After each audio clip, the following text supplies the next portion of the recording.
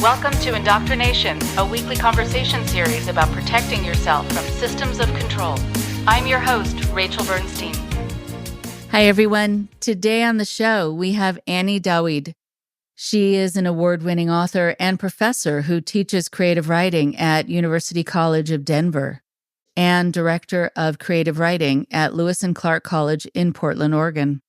Her latest novel, Paradise Undone, a novel of Jonestown, is a historical fiction of the infamous tragedy that took place in Guyana 45 years ago. It is a sensitive account of 4 people whose lives were deeply impacted by cult leader Jim Jones. The book was published on November 18, 2023, the 45th anniversary of the Jonestown massacre, and has been received with high praise from cult experts, including, actually, some of our past guests like Jon Atak and Joe Szimhart. You can find out more about Annie and her work at www.anniedawid.com. And here is Annie now.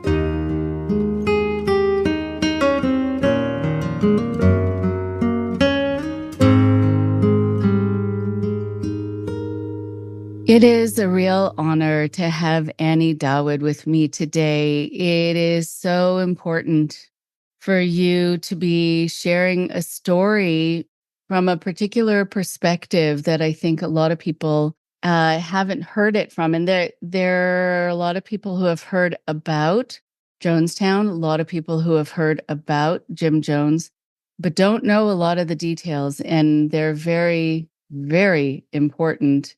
And I like your emphasis on the people who were there and your de-emphasis on the man who is always, the story and really is only part of the story. So if you don't mind taking a few moments to introduce yourself and talk a little bit about you and what you do, and then we'll start talking. Okay. I'm a writer, teacher, artist, single mother, tennis player, Scrabble player. Those are my 2 competitive sports. And this book is my 6th published book. So I've been at the writing desk for about 40 years. And this book, I feel, is my most important book. And I like to say it has nothing to do with me, in that I don't have a personal Jonestown story. And I did come to meet survivors and family of survivors. But when I started it, it was all something I wanted to research and understand. And I came at it in this kind of oblique angle, in that I had high school friends, a pair of sisters, who went into a cult in the Southwest, nothing like Jonestown, and disappeared from life for about 20 years, changed their names, didn't talk to family or friends. And I totally couldn't understand it, because they were smart and funny and independent and creative, and they were not followers in the way that when Jonestown happened, 1978, I was 18 years old. I was a freshman in college. And the way the Jonestown story hit the world media was that these were a bunch of drugged out zombies and not human beings. And I have some of the media at the time. Cult of Death, Dead Bodies. That's Newsweek, and the Time covers similar. And for so many years, that was the story. Cult members were zombies and not human beings, and we didn't, in fact, need to pay them any close attention. And Jim Jones ends up being everybody's interest, just like Charlie Manson, in that we're only going to pay attention to the guy in charge. But I felt that was so wrong. And when I started this process of this book in 2004. So that's 20 years ago. And it just came out in November of 23, which is the 45th anniversary of the massacre. Although I had it ready for the 30th anniversary. And it took all these years to get a publisher. Hundreds and hundreds of rejections, and 17 times I was a finalist from American publishers, but nobody wanted to publish it. And then in 22, I ended up in contact with a British publisher who was just starting her press. And I told her about my book, and she said, "Well, I want to read your book." And then a month later, she said, "I want to publish your book." And it was astonishing the way it ended up. And I felt like I have so much interest in telling these stories. And I have 4 protagonists, and one of them is Marceline Baldwin Jones, Jim Jones's wife. They met in 1949 in Indiana, and she was there for those 29 years until the last day. She presumably died of poison. He died of a gunshot. And when I started my research, there was almost nothing about her. It was very hard to find any information about her. So this sort of woman behind the man notion was really extant 20 years ago. I think there's more now. You can find more now. In the last few years, there was a documentary called The Women of Jonestown. Maybe some of your audience has seen that. And she was one of those women. There were other women. Women ran the show. They did. That's a whole interesting sort of strain of the People's Temple, is this sort of bizarre women's empowerment that was happening within the organization in a very unpleasant way when you get to the end.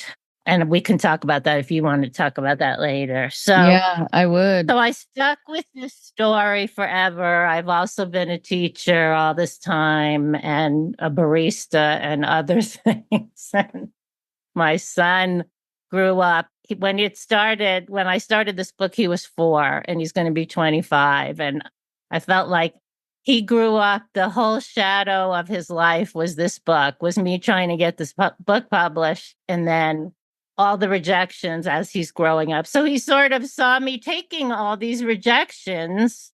I also had 2 other books published during that time, but this is the one that I cared about the most. And then in November, he's been doing graduate school in Paris. And so he came over to London for my book launch.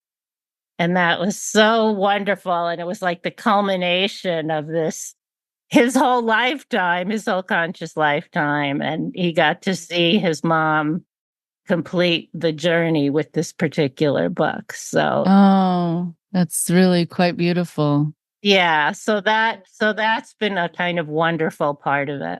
Yes, a really wonderful part. I can relate to your life in so many ways. I'm actually just starting out in the potential for, publishing, putting together a book to be, shopped out.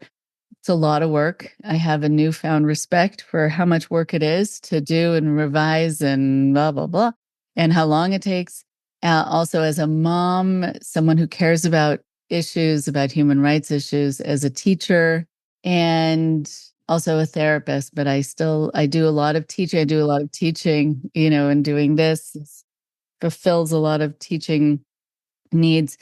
And having been working in a field also for many, many years and really obviously loving it, but it's sometimes easier than at other times. And I didn't know if you were familiar with this. And I think some of the people listening to the podcast might know this already, but years ago when I was on the board of the Cult Awareness Network, which is now no longer in And that's when I got to know Patricia Ryan, Leo J. Ryan's daughter. And when I decided to put together this podcast, I thought, let me see if she'd be willing to be my first guest, because it was because of the story of Jonestown that a lot of people in our world, in our generation, first learned about this thing. They learned about it not in a I think in the right way, and similar to what you're saying, really kind of vilifying the victims, but still it introduced to the world to a certain degree that this can happen, and to kind of keep watch on if there's a compound somewhere, and to know that even if they are telling a good story about how life is good, they might not be at liberty to share what's really happening. So I called her and she said, "Oh, I'm not really doing a lot of press and media." I said, "Well, I think I would love to hear from your perspective, the daughter of a person who was killed there, trying to save a lot of his constituents. Would you like to talk about how it affected you?" So she did come on, and it was the first episode to kick off things. And part of her story that I'll never forget, I got choked up when she was talking about it, I think also because she got choked up, is that she heard about her father being murdered when she was driving over the Golden Gate Bridge. She heard it on the radio. Oh my gosh. And she didn't know what to do. There was traffic. She couldn't pull over. She just went into this space of kind of being in a trance. Oh my God. Because she saw him in a lot of other ways that people saw him. I mean, it was her dad, but also he was this hero. And suddenly he was gone. And so, these moments have an exponential impact in ways that we don't know until we hear people's stories. And so I would love to have you tell some of the people's stories. Yeah. In my book, I have 4 protagonists. And one of them, as I said, is Marcelin Baldwin Jones. And I would like to talk about her, but I'll just tell you about the others so you get a sense. Also, I wanted to have a Guyanese voice because the whole impact of the Jonestown massacre on the country of Guyana, which was fairly newly independent, used to be British Guyana. And I'm smiling because I'm thinking about some of the Brits I know. They keep calling it British Guyana. It's like, no, it's not British Guyana anymore. It's Guyana. And it was this fledgling country that was trying to, make its way in the world. And I see what happened with Jonestown as a different kind of colonization by foreigners of their narrative, their country's narrative. And my character is based on the real life ambassador to the United States from Guyana, who ended up marrying one of the Jonestown women whose career was in the capital in Georgetown. And it was kind of like this Mata Hari group of women that he Jones directed because he wanted to know what was going on in the Guyanese government all the time. So we had these female spies who, would seduce the Guyanese government men, and it was mostly men in the government at that time. So in real life, this man married one of these women.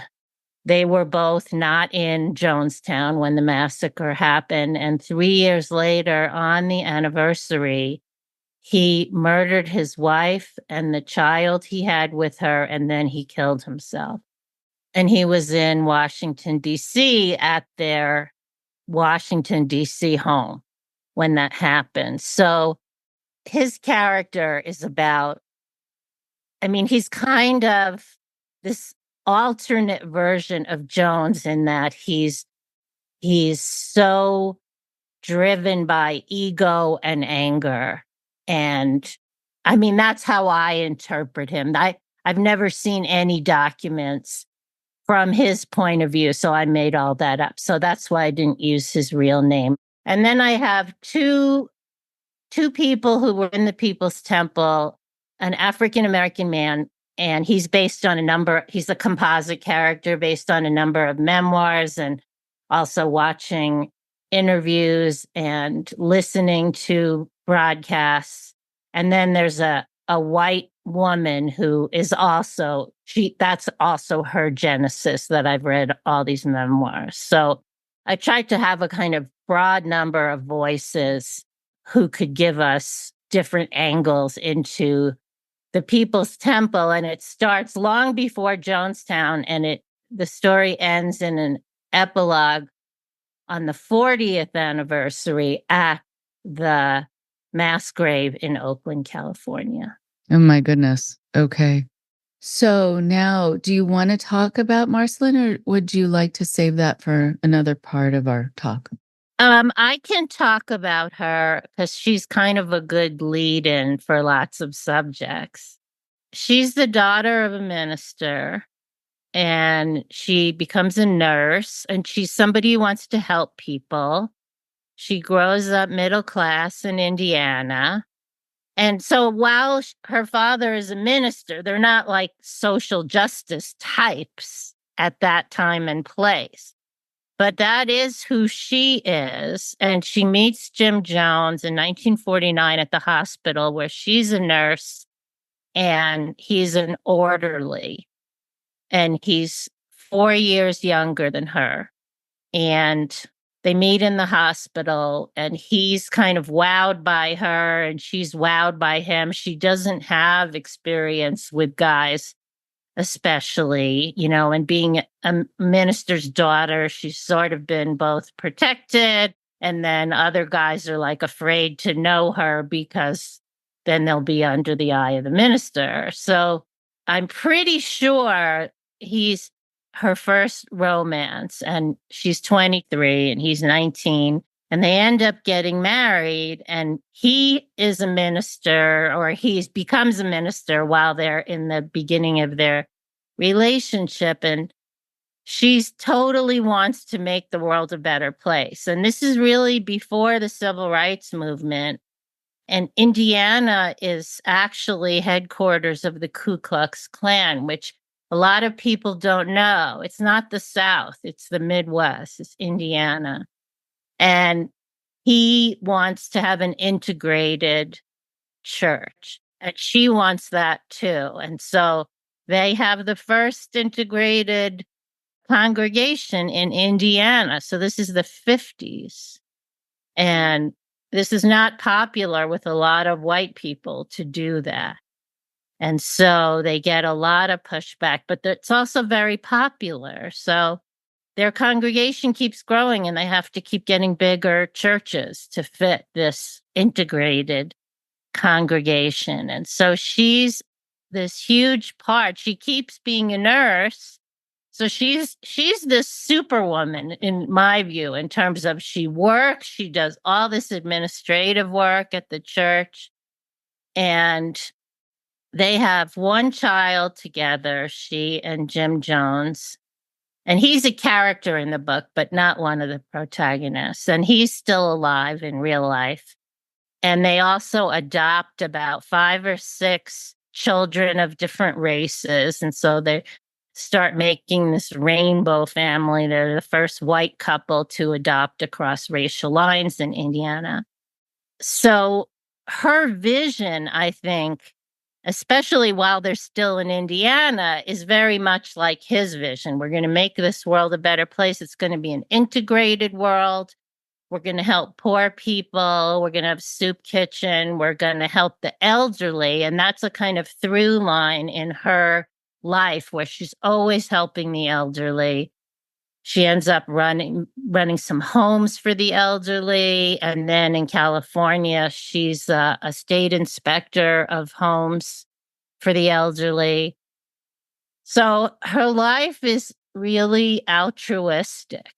And at a certain point, they veer off of their dual course, which I believe happens in California. So they end up staging an exodus to California in the late 60s. And about 100 church families go with them, Black and white, mostly working class and poor. And they start a new congregation out in Northern California. And I feel like that's where things start going awry. Jim Jones wants to do everything. He doesn't want to sleep. So he starts taking speed so he can stay up and get more accomplished by not having to sleep. And that's, the beginning of the drug addiction. And since she's a nurse, I think she's complicit in the drug addicting part because she's observing his health all the time. And I don't know if she supplies him the drugs or he gets other people to actually supply the drugs. But I mean, she's there the whole time. She sees it. He never goes for rehab ever in all those years. Okay. It's interesting. Right. I mean, sometimes people in retrospect will say, I went along with something. Like, I mean, I can't speak for her, of course, but if she was complicit, sometimes people will say, I believed in the mission and I could see that he was able to do wonderful things and I wanted to support him in doing that. And this was the way he was able to do that. And he needed this fuel, that definitely does happen. Sometimes people, and I want to hear more about her too, but and I love hearing about her because it's true. She's not usually part of the story at all. People will sometimes ask me what kind of person joins a cult, and I always say no one joins a cult. No one joins a cult, right? Let's get started. Let's clarify that from the beginning. But then if we can redo the question about who can get trapped in one, without unwittingly, there are a lot of answers to that. And then I get the question, what kind of person runs a cult, which is interesting. And, I try to divide it into three categories. I'm sure there are many more permutations, but sort of three headings that I've seen. The one is, by and large, the person who is a malignant narcissist who just says, I have all the answers and you can only get them here and do everything I say. Don't question me. And then you have the person who has a delusional disorder who brings people into their delusion, similar to Heaven's Gate, like with the mothership. And that's a diagnosis of, I think, folie à deux, which is shared psychosis, and when people join in. And then there is the other kind of person who I see as a Jim Jonesian kind of person, where they start out potentially okay if they had had sort of the ability to be healthy, and also because I think he had certain ego needs, of course, but that he became sicker over time. He became more filled with, because of drugs and other things, but I think more filled with his sense of power, and which led right into paranoia. And then that's when I think there is sort of a dangerous inner life of someone, the more dangerous the group can become. And so he transformed, I think, over time, either because of his own mental health or because of the drugs or both. What do you think? Well, then I'm going to add the other element, which is when they're in California and then they start getting kind of a new population, which is there's a lot of college educated or college students who are the kind of disappointed leftover from the 60s as we get into the 70s. The world didn't change. The new age of Aquarius did not arrive. And here's this guy who still wants to change the world. And so that was very attractive to a lot of these people. And he starts developing this inner circle. And I know that most cults end up having an inner circle. And they are really the people who make everything function, right? Because Jones is one guy, and at one point they have thousands of members. So other people are the administrative wing and do all the work. So he has a lot of mostly white women, and there are some men, and then there are some people of color, but they're the minority in his inner circle. And I believe that it becomes this sort of fawning circle of admirers. And I feel like they give him power. They hand over their own power to him. And so it's kind of like he starts to believe his own hype.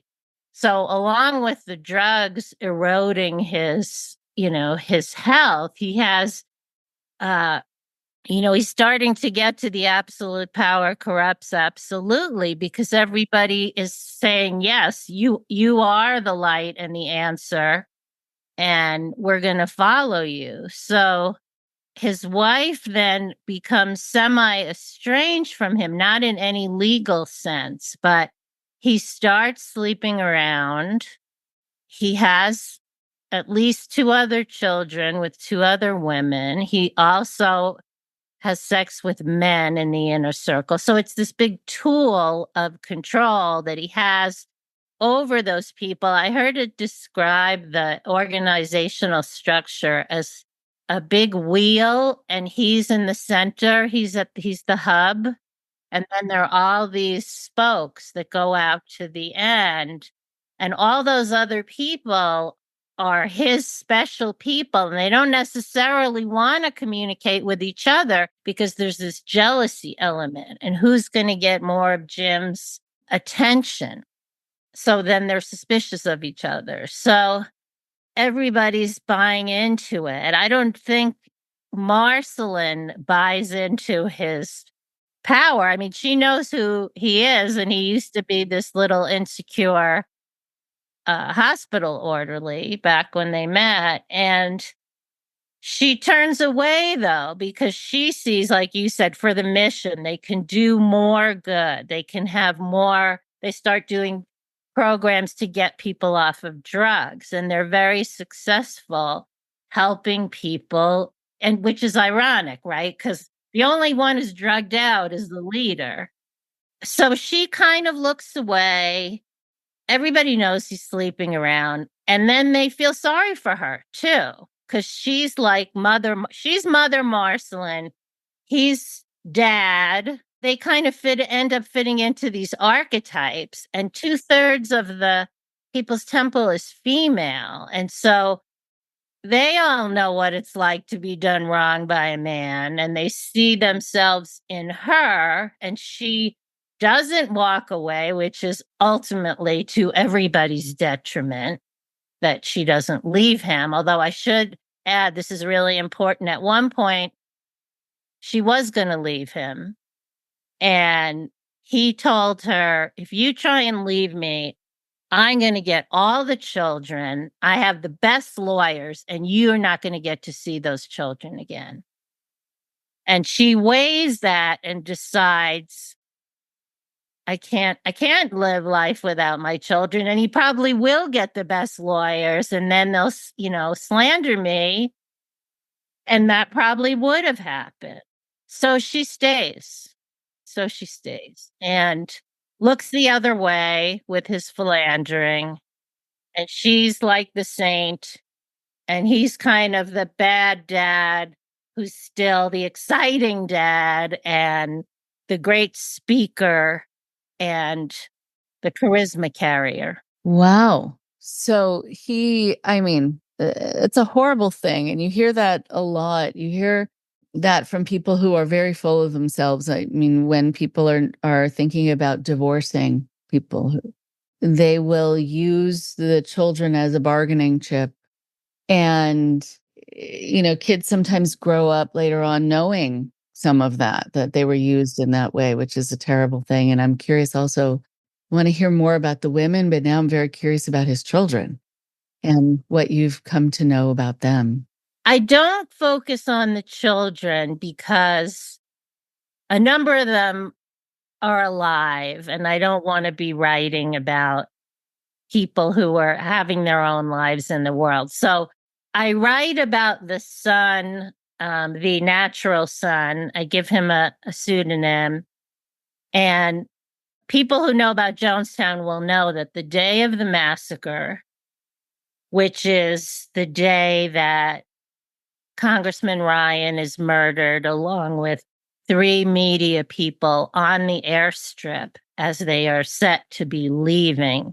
There are actually quite a few People's Temple members who are in Georgetown, which is the capital, where everybody would go if they needed, for instance, to go to the dentist. You went to Georgetown. So there's this weird caretaking part of the People's Temple in Jonestown, even when the end was so close, would that be they would send people to the dentist. And also, they had a basketball team. And the basketball team, which included a couple of Jones's sons, not all of them, including his biological son, and they were playing basketball in the Capitol. You know, they had a mat, and that's where they were playing basketball on the day of the massacre. So he had other children and grandchildren who were in Jonestown who died. So there's a documentary coming out, and as I understand it, it's a kind of compendium of interviews with survivors, which include Jim Jones's sons. And I met the filmmakers in London at my book launch. There are these 2 British young women, and they're making this Jonestown documentary. It's a National Geographic produced. So I feel like it's going to have integrity. So there are these, young Brits who want to tell this story too. So you can hear Stephen Jones, that's his name, Stephen Gandhi Jones. He's written a lot, so you can look him up. He hasn't written a book, though. So you can find a lot of his writing. I present him as a young man, up to the day of the massacre. And he is fiercely angry with his father. And, people speculate that if he had been in Jonestown on that day, he would have stopped it from happening because he was angry at this sort of drug-addled man who was his natural father, who had all this control over other people. And he saw that. And he might have had the ability to physically stop it, to turn over that vat of poison, which no one did. We don't know. People might have tried to. And there were men with guns, the same men with guns who went to the airstrip. So it wasn't like an easy thing to turn over that poison. But anyway, we can speculate forever. But he was critical of his father's behavior. Wow.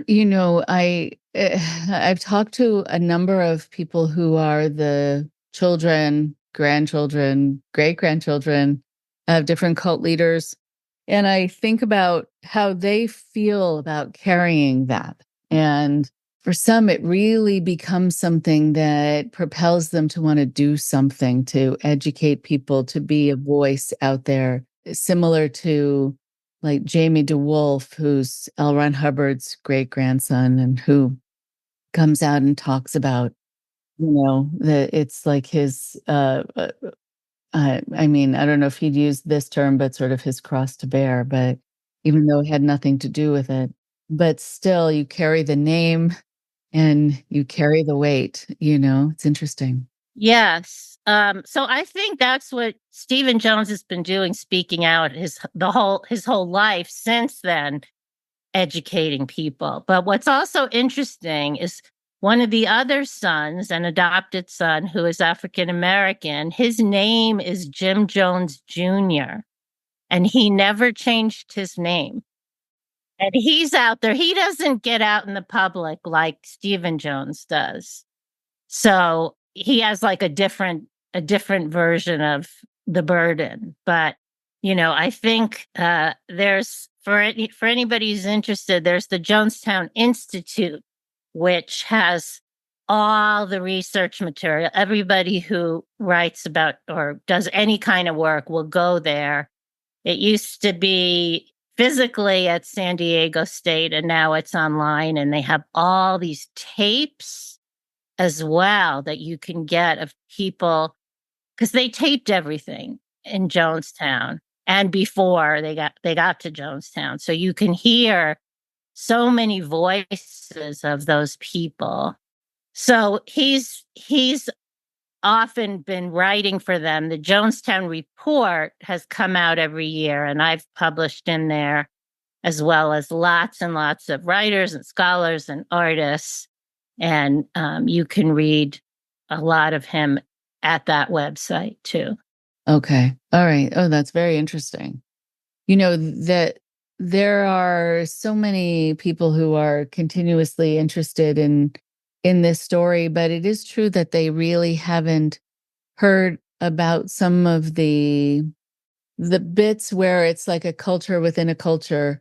And so I think talking now about the women and the role that they played would be really interesting to find out more about. Go ahead. Yeah. So that documentary called The Women of Jonestown focused on 4 women: Marceline, his wife; Carolyn, who had a couple of different last names; Annie Moore, who was Carolyn's sister; and then another woman, Maria Katsakis. And all those 3 women were up in the inner circle. At least 2 of them were his lovers. Carolyn had a child with him, and that child also died on the day of the massacre. And these women were involved in the planning of their farewell to the world. And what happens is that planning a mass poisoning of 900 plus people, that requires a lot of legwork, administration. How are you going to do that? You know, it wasn't like just crazy Jim Jones making his followers drink the poison. So I think Jon Atak talks about the mass delusion that he kind of convinces his followers to buy into, which is that they're all under attack, and if they don't kill themselves, they're going to be killed, like the Guyanese Defense Force is going to come in because they killed the congressman. And he puts this little spin on it, saying, we don't want to give the burden to all these Black soldiers that they're going to have to kill us, so we need to do it ourselves. And I do want to mention, Robert J. Lifton's first book about the brainwashing that goes on at those Chinese camps. And part of what happens is a very deliberate lack of sleep. You're sleep deprived, a lack of protein. And so you are actually in this physically worn down state where you can't think straight. You're too tired to think straight, and you don't have enough nutrition to think straight. So all those things are also going on. I just want to say that. I always wondered if he read that book. When I read that book, I'm like, oh my God, it's like he followed the Chinese communist plans to break down people in, quote, re-education and re-educate them. So were they under this mass delusion, or did they think, okay, this is really the only way we can end our narrative? I think Jones always, from before they went to Jonestown, wanted to go down in history. And this was his way. Was very successful, right? We're still talking about him 46 years later. And I don't think all those other women in particular had this ego investment in it, but they felt that there was no alternative. There's one woman, I dedicate my book to her. Her name is Christine Miller. And she's an African-American middle-aged woman. And on the so-called death tape, the tape from the last day, she is the only one who talks back to him. Now, there could have been others who didn't make it onto the tape. But a big part of my book is her saying, I don't see why should everybody die? we can still make a future someplace else. And everybody else kind of is talking her down. Jones surprisingly keeps giving her the microphone and saying, okay, I'm listening, Christine. And so it's like, like a very smart leader. He doesn't want to be the one to put the kibosh on her. It's the rest of the people who are saying, you didn't have a life until Jim Jones gave you one. So shut up. And in my book, I have Marceline listening to Christine and saying, oh, Christine is so brave. So we're in her head.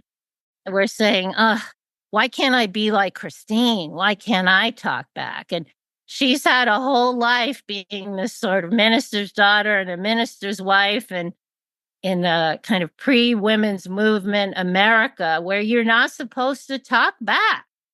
And your husband's word is the word. And she can't make herself.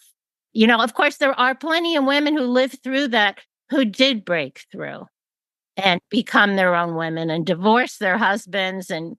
But she's not one of them. And that's probably more the majority, right? The women who didn't break through.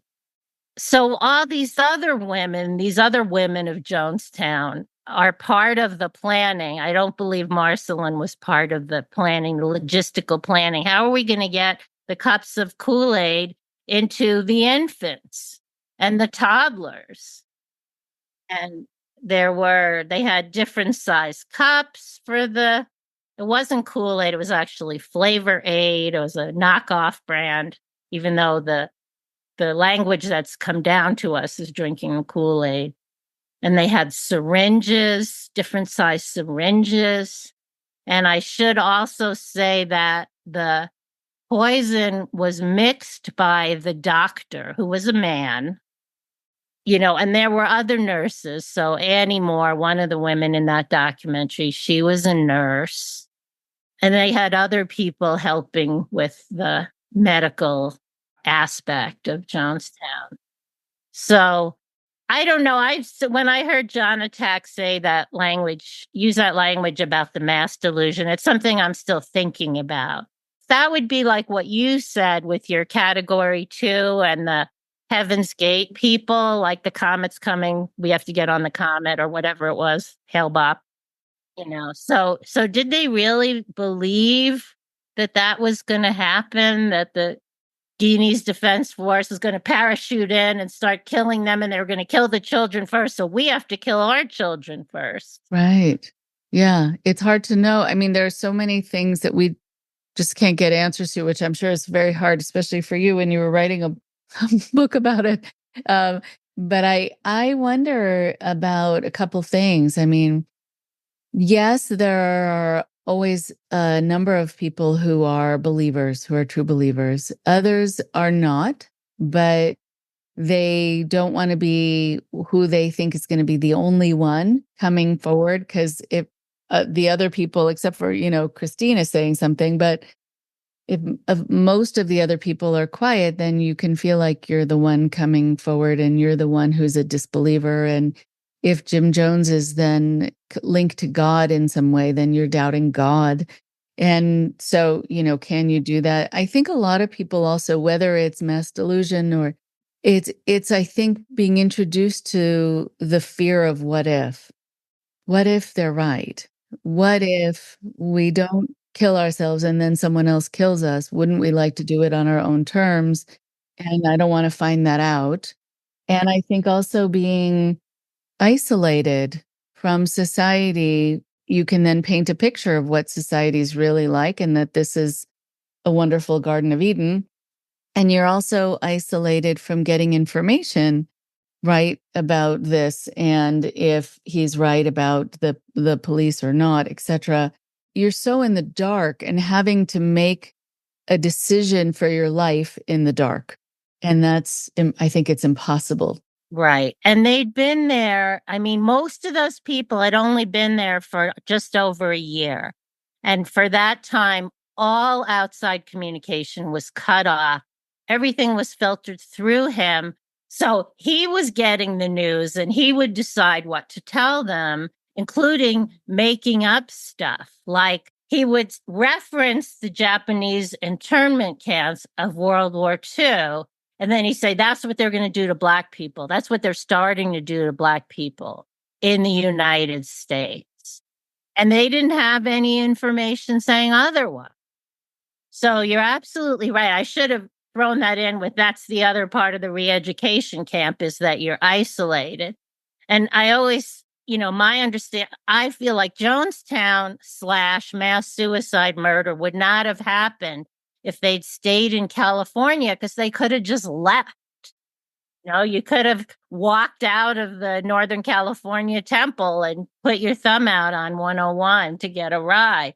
But there was no possibility of that, even though I should say some people did leave. And I have in part of my book, they're not main characters, but there were a family group of parents and children and some others who walked out of Jonestown on the day of the massacre that morning. And you could walk about 25 miles to get to this other town. And that's what they did. And I think those are also some of the people who get interviewed in this documentary. It wasn't, however, like you could just leave the settlement and put out your thumb somewhere. There was this big jungle all around them. And Jones was saying, oh, there's tigers out there. There's all these poisonous snakes and it's super dangerous. Don't go out there. But, these people went out there. They didn't get killed by a snake or a tiger. There weren't tigers anyway. Right. No. Right. I think it's like people who leave cults some are kicked out, but some are able to leave.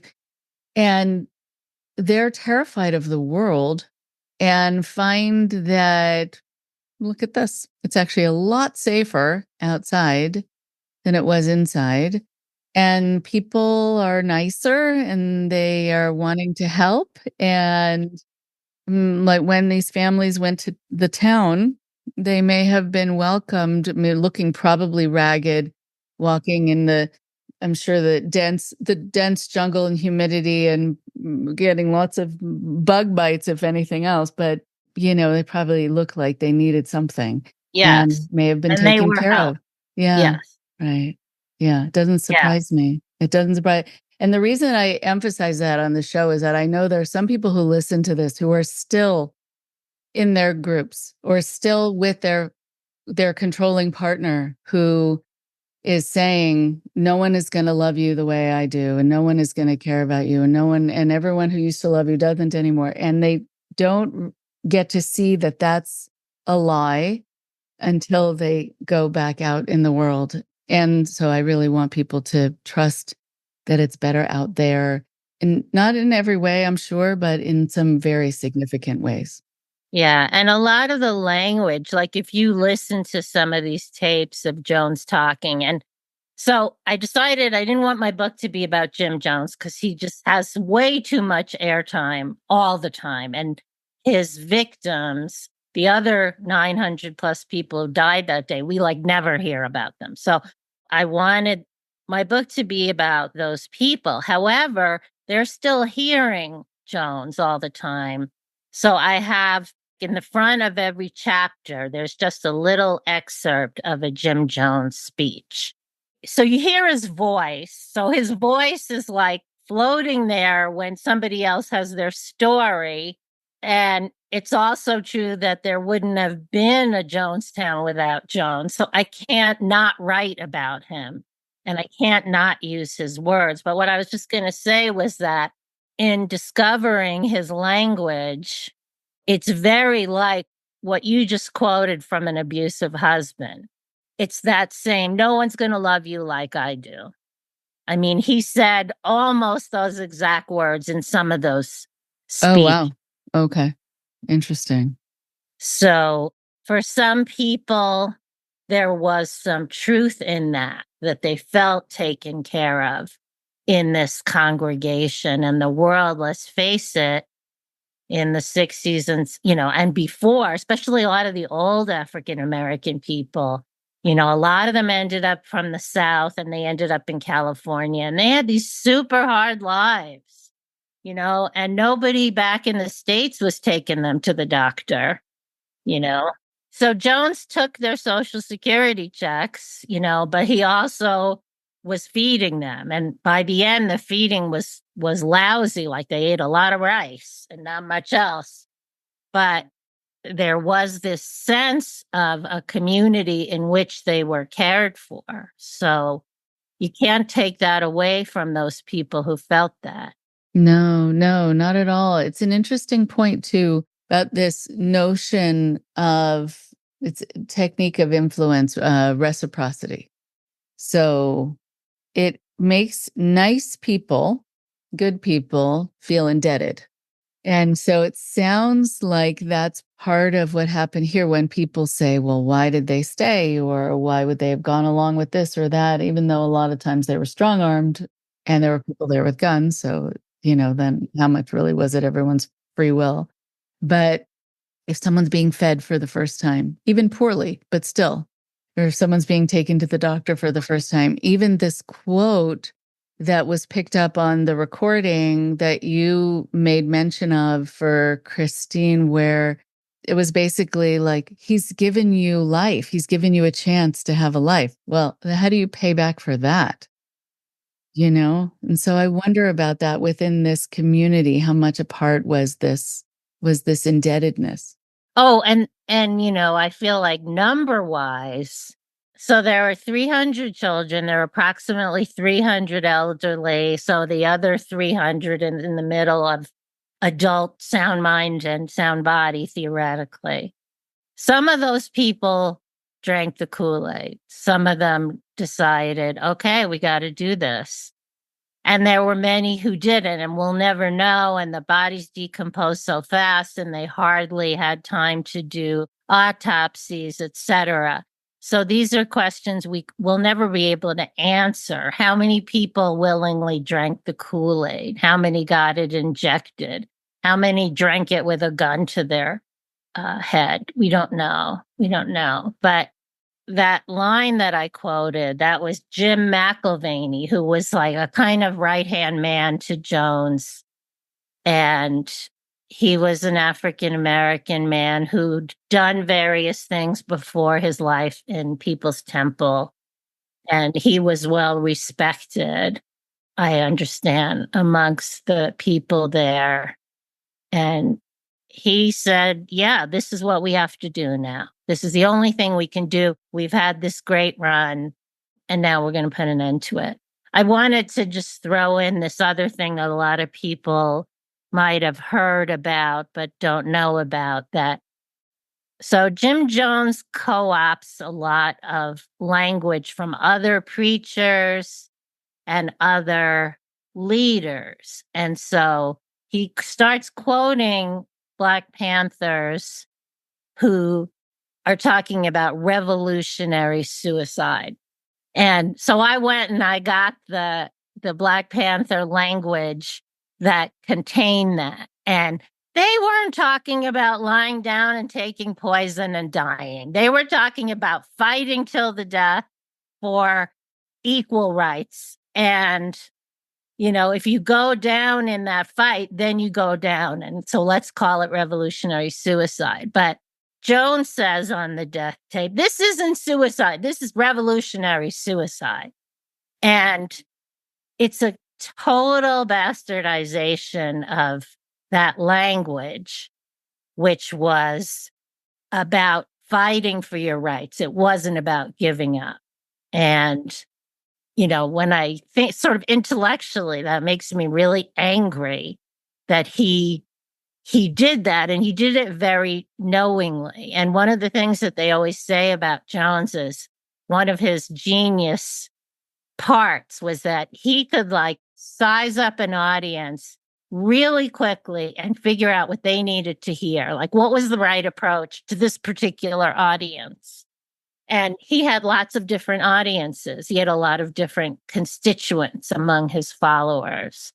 And another thing people might not know about is that in Jonestown, he would silence the people who were criticizing him. And he did that with drugs. So they had the biggest stock of Thorazine. And probably everybody knows Thorazine, like, turns you into a zombie. And so there was this one man who was a lawyer who had been this follower, and his family was there too, and they are all dead. But he was in, and here's another sort of Orwellian language issue. I believe it was called the emergency care unit or the special care unit. And he put his dissenters in there. They got drugged with Thorazine and they were kept away from the rest of the population. And there was more than one person there on that final day. So they weren't around to tip over the vat. They were drugged to death in their isolation unit. So it was very difficult to get the dissent out there, because if he sensed it, and then, as in most cults, there's people who are the spies and the eyes and ears and report back. So you couldn't get away with it. And, husbands and wives and children and their parents got separated due to that kind of informing on one another. Incredible. Incredible. Yes, the use of language is so unfortunately clever here. It's like when you think about evil genius kind of clever. And here, just the name of that subgroup, and people were being drugged so that they couldn't function and they couldn't act on their instincts. And that it was billed as this utopia, which was, not at all how it was in life and not at all how it was going to end up being. You mentioned before about the idea of women's empowerment. It's reminding me of like Nexium. So, beware, buyer beware here, spiritual buyer beware, and self-help buyer beware. Understand the language, understand how words are defined within a particular group, not just the way you have had them defined, and attribute certain definition to them. And so tell me about the women's empowerment irony of this. Yeah, I'm glad you brought us back there. So it's, so the group sort of really gets going in the early 70s, and they leave en masse for Jonestown in 77. So I just want to talk about like 73 to 77. So there's like a nascent women's movement, but it's not full-fledged at that time. But he sees that there are all these really smart, energetic women around who want to be in charge of something, who want to show what they're worth, and the larger culture keeps not letting them do that. And so he harnesses all that brain power, energy, and sweat equity. My female character, who is my composite character, so she's kind of a lost soul. She's more of a sort of typical kind of a person who could end up in a cult. She's 18 years old. She's away from home. She's just starting college. She feels really lonely and uncomfortable in her skin. And when she meets him, sort of by chance, he sees, here's a girl who's got a lot to give, and I'm going to give her work to do.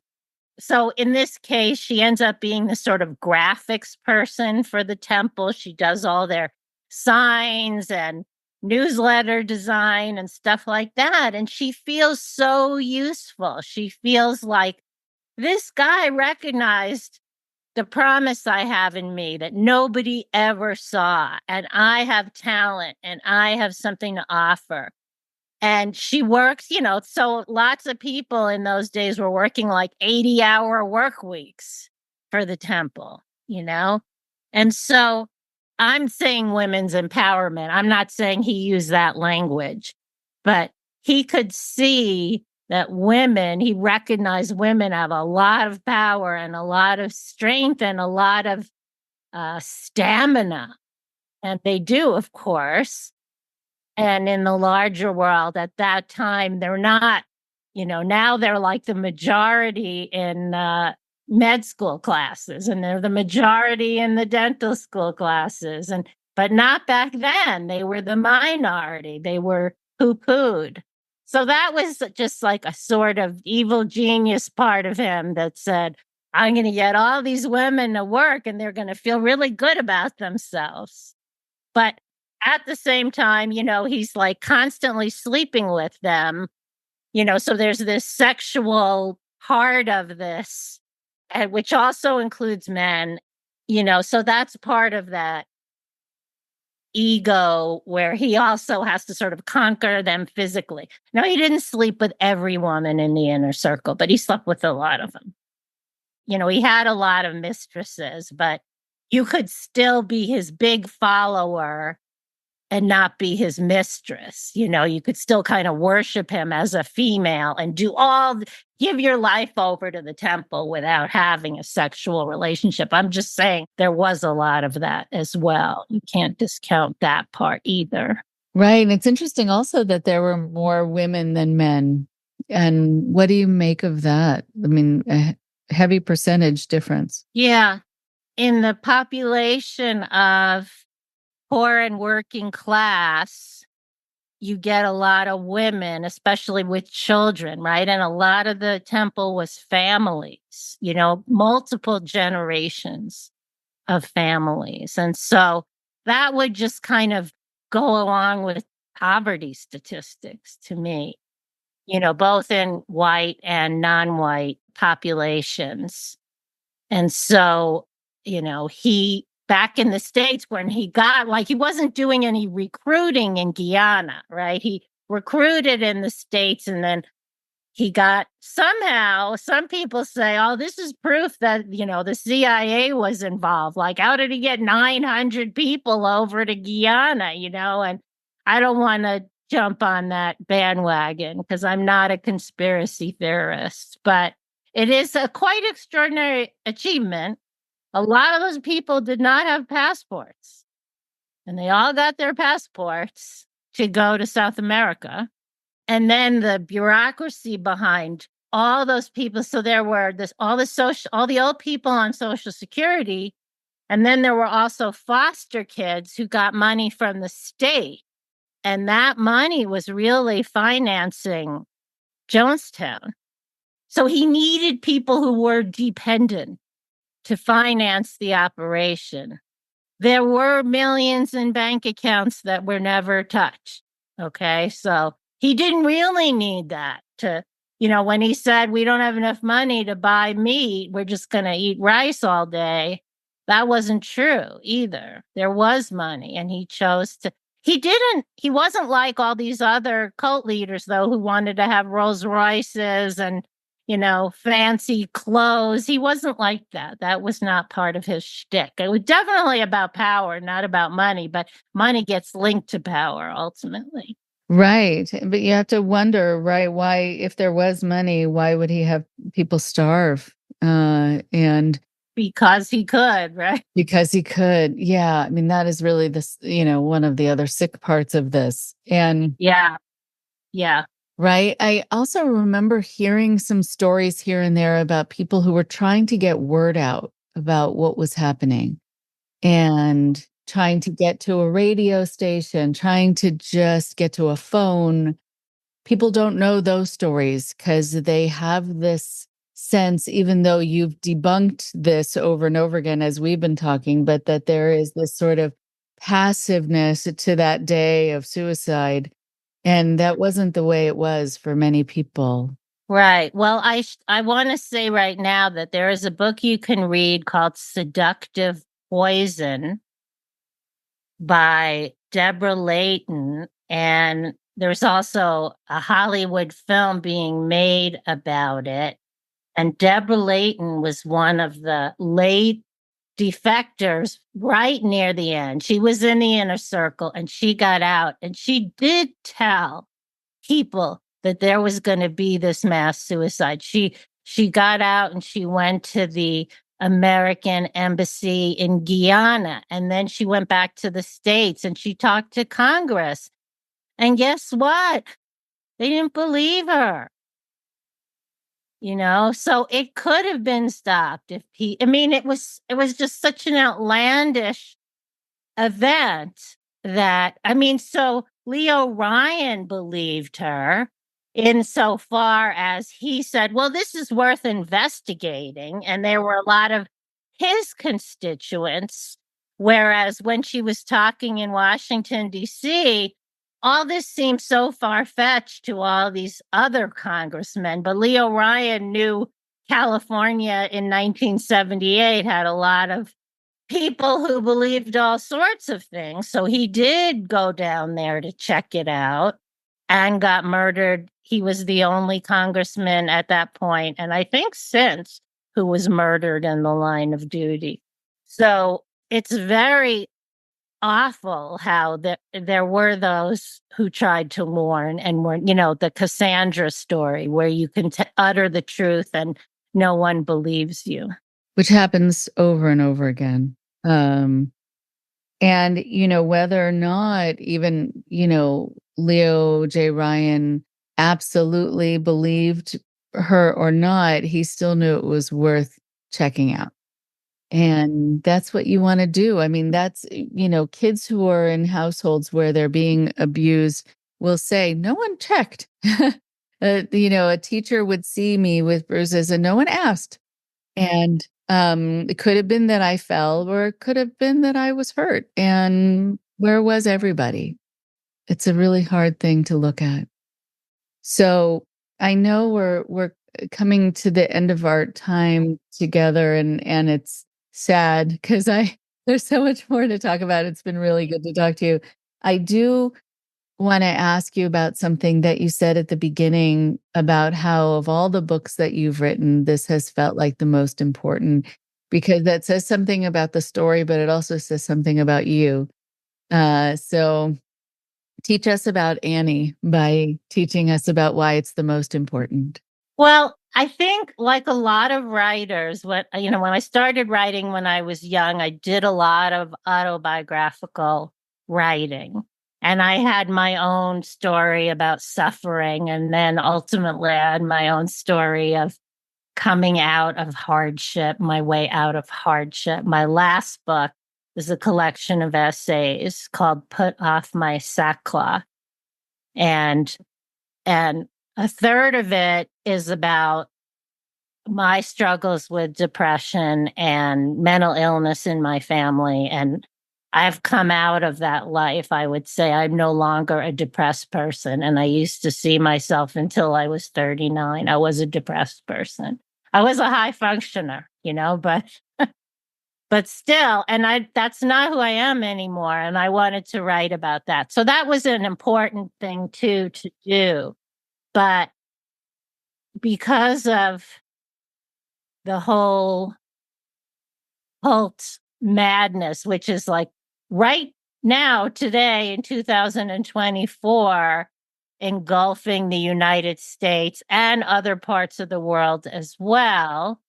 I'm sure you know about the Shakahola massacre in Kenya. And they just the other day found some more bodies. And, oh, God. It's almost as many dead human beings as Jonestown, but not quite. Oh, my goodness. So it's really important to tell a story where you can educate people. And because I'm a fiction writer, I'm using my tools. I'm using fiction. When you said something about how frustrating it is not to be able to know what actually happened. And I think for a nonfiction writer, that would be really frustrating. For me, I can also invent stuff because I'm writing fiction. So I decided to give Marceline Baldwin Jones an inner life, because she never got to have one that got shown to the world. And, mine could be completely wrong, and I'm sorry to the spirit of Marceline Baldwin Jones if I got you wrong. I tried to give you a life and agency up to a point that you didn't end up being able to show in the world. So that's why it's important. I love nonfiction. I'm not poo-pooing nonfiction. That's all I read pretty much to write this book. when I started out, there were hardly any pieces of fiction that talked about Jonestown. And now there are more, there's a good dozen, let's say, books that approach Jonestown through fiction. So I wanted to shine a light on, this is my moment where I'm going to show you my book. Okay, Paradise Undone. Tell me about that. So I wanted to show you this illustration. So in the illustration, which is by Joe Sam, who's still alive, who's an African-American Bay Area artist who was there when the massacre happened. And it was such a Bay Area event. Like everybody knew people who died. And he made a series of drawings. And this is just one of those drawings. And what it looks like is what the world saw. There's Jones, and then there's all these nameless, faceless followers, and they follow him to Guyana. And I felt like this is a really powerful representation. And what I wanted to do in my book was to show some of those lives of those people in that crowd who didn't get to have individuality or agency. I chose 4 people to say, these are people with lives and histories, just like me and you, who were good and were bad and were everything in between. And, there's so much more room for people to write about some of those other 917 people who died that day. I just broke off a tiny little sliver. So, that's what often happens in the mass media, is that the victims somehow end up being less important than the perpetrator. And I think that's a bad precedent. So I'm trying to change it in my little way. Yeah, in your little way, in your big way. And I think also with the lesson that you taught your son through this process. The perseverance lesson. Right? The perseverance lesson and the need and the wish and the ability to honor people's experiences. Mm-hmm. And even with Marceline, to gift her with an existence that she didn't get to have. I mean, it's a lovely thing to provide for others. And I'm glad that your son has had that example in you. And thank you. Thank you so much for doing what you do and for sharing your time with us today and your expertise. And where can people find your work? So my book is available in paperback and in electronic versions. And if you go online, you can buy it at almost every different resource there. And I want to put in a plug right now for a website called bookfinder.com. And you plug in a book title there, and it will show you everywhere all over the world where it's available, and you can buy the cheapest one if you want to do it that way. That's how I bought so many of my research books. I have over 100 books in my Jonestown library. Wow. So that's where I found a lot of them. They got shipped from all over the world to me. Yeah. Oh my goodness, that's copious amounts. Wow. That's impressive. Impressive. Okay. So lovely to meet you, to talk to you. Hope to talk to you again. Likewise.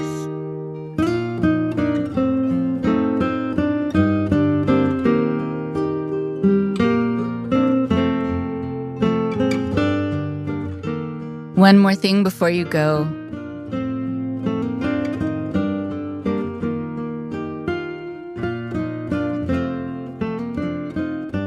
Thank you to Annie for talking to us about a difficult, difficult subject. Jonestown has left an indelible mark on our world. And it is important to learn about it. It's important to learn about how that can happen. It's an important lesson to learn about human nature, to learn about manipulative and sociopathic and disturbed leadership and where it can lead. It's important to learn about deception, about paranoia, and where that can lead. It's also good to know that when you see photos of over 900 people lying mostly kind of face down in the grass, dead, that you don't want to assume they all made a choice to do that. The word choice is a very tricky word on this podcast, where people will berate themselves for choosing to get involved in a cult. You don't choose to get involved in a cult. You choose to get involved in an organization or follow a person who you think is good, who's righteous, who can teach you good things, who will help improve your life or help improve the world. If you knew what was in store for you, I doubt you'd get involved. So how much of it is a choice? You can never make a fully informed decision when you're getting involved in a cult, because part of the definition of a cult is deception. They hide so much from you, like what your life is going to look like after getting involved, and what their intention is for you. And it's also true that cult leaders change over time, so whatever intention they may have had at the beginning can change over the years, over the months. And so what winds up happening can be very different from what you thought was going to be happening. I remember talking to someone years ago who was so tired of being told, well, why did you get involved in this group? And he would often say, I had no idea. I had no idea what was going to be happening there. But if they had given me a brochure, those are the days of brochures before websites. They'd given me a brochure that said, in order to receive the gifts that we are promising you, you need to disconnect from your loved ones. You need to not trust them. You need to let us rewrite your history so that you feel lucky to be saved by us from your evil family who never cared about you, never loved you. And you will have sleep deprivation. You'll have food deprivation. You'll be anxious all the time. You won't be safe. You can't trust anyone there. Everyone is pushed to tell on everyone else. So no information that you share is safe and will be used against you if it is shared. And you'll be left, if alive, way more degraded, put down, insecure, unsure than you ever dreamed possible. So, want to get involved? If only. If only people were informed from the beginning. And so, when we learn about things like Jonestown, we learn also about at least trying to put the blame where it belongs. Not on the followers who were in the jungle in Guyana and didn't know if they could get away, and people who escaped sometimes didn't make it, and they would sometimes hear gunfire after someone had escaped. That would terrify anyone into staying. But that's one of the reasons that I put together a webinar that's available on my website for the families and friends of those who have gotten involved in cults, where I try to help them see that it's very important to put the fault and to put the emphasis on blame on the leader. And it's important to help your loved one save face and not feel ashamed and not just have to deal with explaining themselves about why they stayed. There's so many reasons that people stay in things like this. And sometimes it really is because they're not allowed to leave. It's also important, I think, just by way of showing sensitivity, that people who were at Jonestown, people who were able to escape, or the families of those who died that day, they don't like the phrase drinking the Kool-Aid or someone drank the Kool-Aid in a reference to what happened that day at Jonestown, even though it wasn't even Kool-Aid. But it's become part of popular lexicon to use that phrase for people believing something they shouldn't or being quote unquote gullible. But just know that anyone who has had an experience with Jonestown, either personally or because they knew someone, find that phrase very hard to take.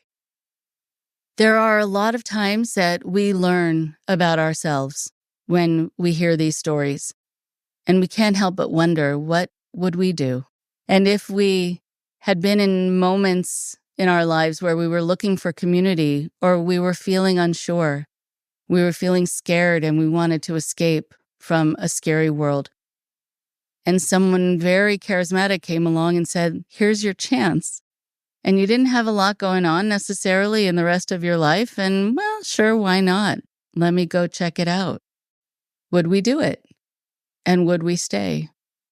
It's important to look at those things. It's important to see how we're all vulnerable to varying degrees in order to show respect for the people who got involved in these things, but also really to understand human nature. It's not an impossible thing to find yourself in a situation that suddenly has turned dangerous, to find yourself in a relationship that suddenly turns very dark and very deranged, and you had no sign of it or very few signs. I applaud all the people who have kept this story alive, who have made sure that we continue to learn from it.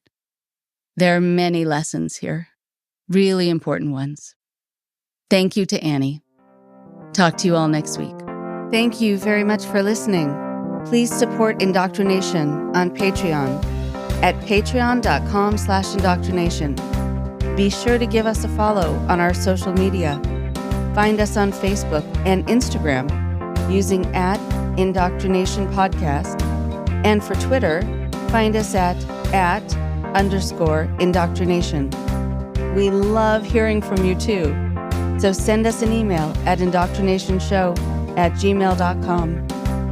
And for more updates on the show, visit our website at www.podpage.com/indoctrination.